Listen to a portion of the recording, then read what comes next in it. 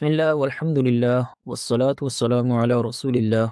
السلام علیکم ورحمۃ اللہ وبرکاتہ۔ قرآن سیکھیں آسان تجوید کے ساتھ کے لیسن نمبر 9 کے اندر میں خوش آمدید کہتا ہوں۔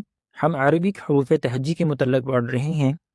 آج کے لیکچر میں ہم حرف ثا کو سیکھیں گے، اس کی مختلف شکلوں کے بارے میں اور اس کی 3 آوازوں کے متعلق اور اس کے مخرج کو تفصیل سے سمجھیں گے، اور اس کے ساتھ ساتھ ایکٹیویٹیز اور پریکٹس بھی کریں گے تاکہ ہم حرف ثا کو اچھے طریقے سے سمجھ سکیں۔ یہ حرف بہت اہم ہے۔ اس حرف کو درست آواز کے ساتھ ادا کرنے میں کثرت کے ساتھ غلطی کی جاتی ہے، اس لیے اس حرف کا جاننا اور اس کے مخرج کو پہچاننا اور اس کے بارے میں درست معلومات یہ بہت ضروری ہیں۔ تو آئیے اس لیسن کو ہم سٹارٹ کرتے ہیں۔ یہ ہے حرف ثا کی مکمل شکل، بالکل جس طرح کی ایک ٹرے نما یا کشتی نما شکل حرف با کی تھی، اسی طرح کی ایک شکل ہے، لیکن اس کے اوپر 3 نقطے موجود ہیں، 3 ڈاٹس اوپر موجود ہیں، تو یہ حرف ثا کی مکمل شکل ہے۔ اس طرح حرف ثا کی مختصر شکلیں بھی ہیں، جیسے یہ انیشیل شکل ہے، شروع میں آنے والی، شروع کا تھوڑا سا حصہ اور 3 نقطے، اور یہ حرف ثا کی انیشیل فارم ہے، شروع میں آنے والی شکل ہے۔ اس طرح یہ حرف ثا کی درمیان میں آنے والی شکل ہے، بالکل رائٹ اور لیفٹ ایک ایک لیٹر اور اس کے اوپر 3 ڈاٹس۔ تو آپ نے پہچان کیا رکھنی ہے 3 ڈاٹس کی، کہ 3 نقطے جو ہیں وہ اوپر موجود ہوں۔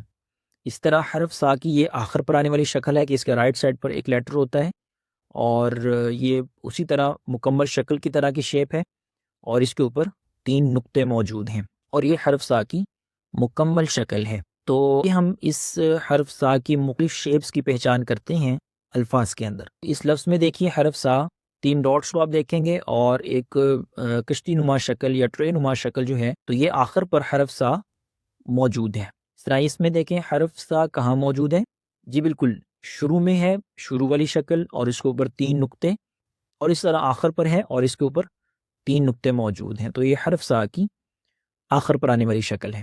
اس طرح اس میں دیکھیں حرف ثا کہاں موجود ہے، جی بالکل لاسٹ پر، اور اس لفظ میں حرف ثا کہاں موجود ہے، جی بالکل آخر پر موجود ہے، اور اس لفظ میں بھی دیکھیں کہ حرف ثا کہاں کہاں موجود ہے، جی بالکل شروع میں آنے والی شکل حرف ثا کی موجود ہے، اور آخر پر حرف ثا جو ہے یہ موجود ہے۔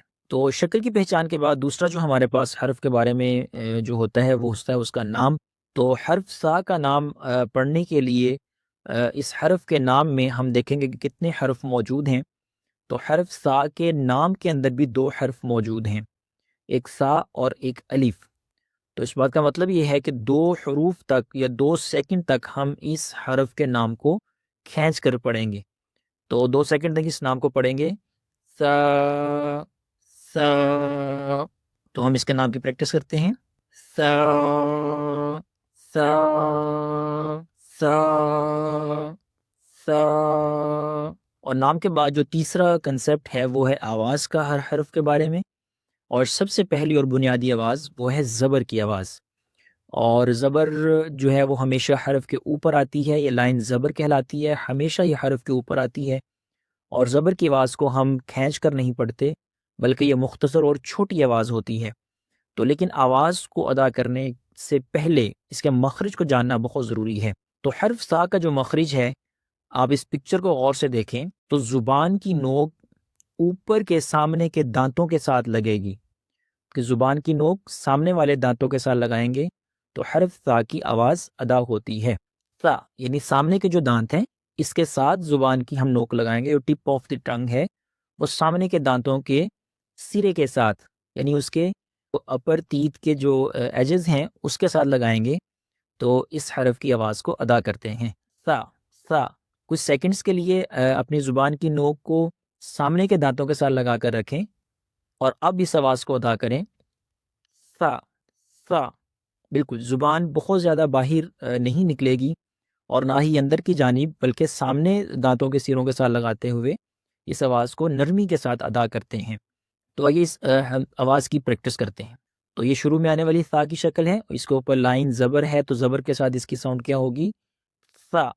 بالکل مخرج کے ساتھ آواز کو ادا کریں گے، اور اس طرح یہ ثا کی درمیان میں آنے والی شکل ہے، اس کے اوپر لائن ہے تو یہ زبر کی لائن ہے، تو زبر کے ساتھ اس کی ساؤنڈ کیا ہوگی، ثا۔ Very good. اور اس حرف کی آواز کو بھی ادا کیجئے، ثا، اور اس طرح اس حرف کی بھی آواز کو ادا کیجئے، ثا۔ ویری گڈ، لیکن اس کے مخرج کو بہت دھیان سے، اور مخرج میں ہی غلطی ہوتی ہے جس کی وجہ سے لفظ درست نہیں پڑھا جاتا، اور اس کا مخرج یہ ہے کہ زبان کی نوک سامنے کے دانتوں کے سیروں کے ساتھ لگائیں گے تو حرف ثا کی آواز ادا ہوتی ہے، ثا۔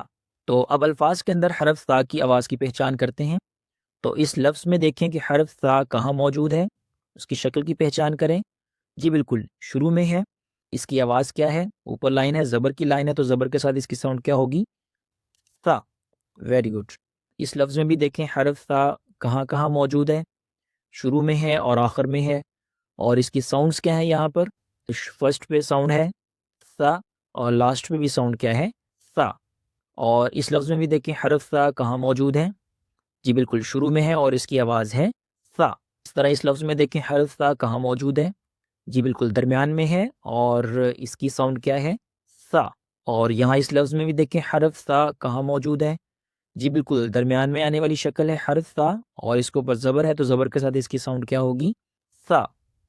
ویری گڈ، ماشاء اللہ۔ اس طرح دوسری ہمارے پاس جو آواز ہے وہ ہے زیر کی آواز، اور زیر کی جو ہے وہ ہمیشہ حرف کے نیچے آتی ہے، ہمیشہ کسی بھی لیٹر کے زیر جو ہے وہ نیچے آتی ہے، تو زیر کے ساتھ بھی اس کی ساؤنڈ، لیکن اس کے لیے بھی آپ کو مخرج اس کے ساتھ اس کو پڑھنا بہت ضروری ہے۔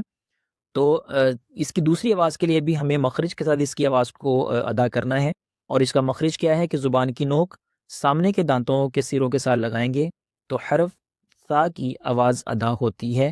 تو ہم زیر کے ساتھ اس کی آواز کو پڑھیں گے لیکن مخرج کے ساتھ، اور وہ کیا ہے؟ سی، سی۔ تو اسی مخرج کے ساتھ آئے ہم آوازوں کی پریکٹس کرتے ہیں۔ شروع میں آنے والی شکل ہے اور نیچے لائن ہے زیر، تو زیر کے ساتھ اس کی ساؤنڈ کیا ہوگی؟ سی۔ اور یہ درمیان میں آنے والی شکل سا کی، اور اس کے نیچے لائن زیر ہے تو زیر کے ساتھ اس کی ساؤنڈ کیا ہوگی؟ سی۔ اس طرح یہ آخر پر آنے والی شکل ہے اور اس کے نیچے لائن ہے زیر کی، تو زیر کے ساتھ ساؤنڈ کیا ہوگی؟ سی۔ اور یہاں پر سا کی ساؤنڈ کیا ہوگی؟ سی۔ Very good. تو آئیں اب الفاظ کے اندر حرف سا کی دوسری آواز کی پہچان کرتے ہیں۔ تو اس لفظ میں دیکھیں سا کہاں موجود ہے، جی بالکل، اور اس کے نیچے لائن ہے تو یہ زیر ہے، تو زیر کے ساتھ اس کی ساؤنڈ کیا ہوگی؟ سی۔ اس طرح اس لفظ میں حرف سا کہاں پر ہے، جی شروع میں بھی ہے اور آخر پر بھی ہے، لیکن اس کے اندر اس کی دوسری ساؤنڈ کون سی ہے؟ زیر کے ساتھ ساؤنڈ کی ہم پہچان کریں گے، جی بالکل آخر پر ہے اور اس کی ساؤنڈ کیا ہے؟ سی۔ اس طرح اس لفظ میں دیکھیں حرف سا کی دوسری آواز، جی آخر پر سا ہے اور اس کے نیچے زیر ہے تو زیر کے ساتھ ساؤنڈ کیا ہے؟ سی، لیکن مخرج کے ساتھ اس آواز کو ادا کریں گے، بغیر مخرج کے ادا کرنے اگر کریں گے تو وہ غلطی ہوتی ہے، اور غلطی سے معنی میں فرق بھی آ جاتا ہے۔ تو اس لفظ میں حرف سا کہاں موجود ہے، جی شروع میں ہے اور اس کے نیچے لائن ہے تو آواز کیا ہوگی؟ سی۔ اس طرح اس لفظ میں دیکھیں حرف سا کہاں پہ ہے، جی آخر پر ہے اور نیچے لائن ہے تو اس کی آواز کیا ہے؟ سی۔ ویری گڈ، ماشاءاللہ۔ تو اب ہمارے پاس اس کی تھرڈ ساؤنڈ ہے، اور یہ تھرڈ ساؤنڈ کی سائن ہے پیش کے ساتھ، اور یہ پیش کی علامت ہے، اور یہ ہمیشہ پیش جو ہے وہ حرف کے اوپر آتی ہے۔ اس کی آواز کے لیے بھی ہم اس کو درست مخرج کے ساتھ آواز کو ادا کریں گے، اور اس کا مخرج بھی کیا ہے کہ زبان کی نوک سامنے کے دانتوں کے سروں کے ساتھ لگائیں گے اور حرف ثا کی آواز کو ادا کریں گے۔ تو اس کی پیش کے ساتھ آواز کیا ہوگی؟ سو، سو۔ کچھ سیکنڈز کے لیے زبان کی نوک سامنے دانتوں کے سروں پر لگا کر وہاں اس کو کچھ سیکنڈ کے لیے رکیے، وہاں پہ روکیں اور پھر آواز کو ادا کریں، سو، سو۔ تو اب ہم اس کی آوازوں کی پریکٹس کرتے ہیں۔ شروع میں آنے والی شکل ہے ثا کی، اس کے اوپر پیش ہے تو آواز کیا ہوگی؟ سو۔ یہاں پر آواز کیا ہوگی ثا کی پیش کے ساتھ؟ سو۔ یہاں پر پیش کے ساتھ آواز کیا ہوگی؟ سو۔ اور یہاں پر پیش کے ساتھ آواز کیا ہوگی؟ سو۔ اب ہم الفاظ کے اندر اس کی پہچان کریں گے کہ ہمارے پاس الفاظ میں حرف ثا کی جو ہے وہ تھرڈ ساؤنڈ کہاں پر موجود ہے پیش کے ساتھ۔ تو اس لفظ میں دیکھیں حرف ثا، جی بالکل یہاں موجود تو ہے لیکن یہاں پر تھرڈ ساؤنڈ نہیں ہے بلکہ زیر کے ساتھ اس کی آواز ہے۔ تو اس لفظ میں حرف ثا کہاں پر ہے، جی بالکل شروع میں ہے اور پیش کے ساتھ اس کی ساؤنڈ کیا ہوگی؟